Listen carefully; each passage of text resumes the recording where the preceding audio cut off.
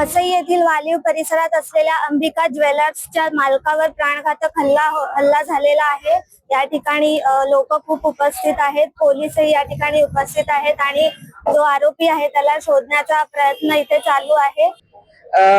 12:15 सुमारास आम्हाला कॉल आला की अंबिका ज्वेलर्सवर एका व्यक्तीनं त्या दुकानाच्या मालकाला असॉल्ट केलेला आहे आणि पळून गेलेला आहे। त्या अनुषंगाने आम्ही तात्काळ इथं आलेलो आहोत।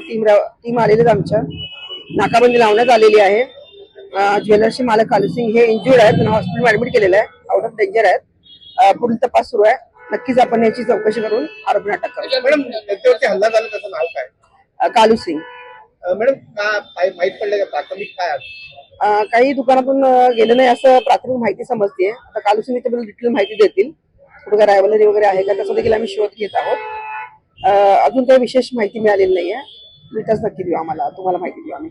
मी तनया मालणकर, आपलं महानगर वसई।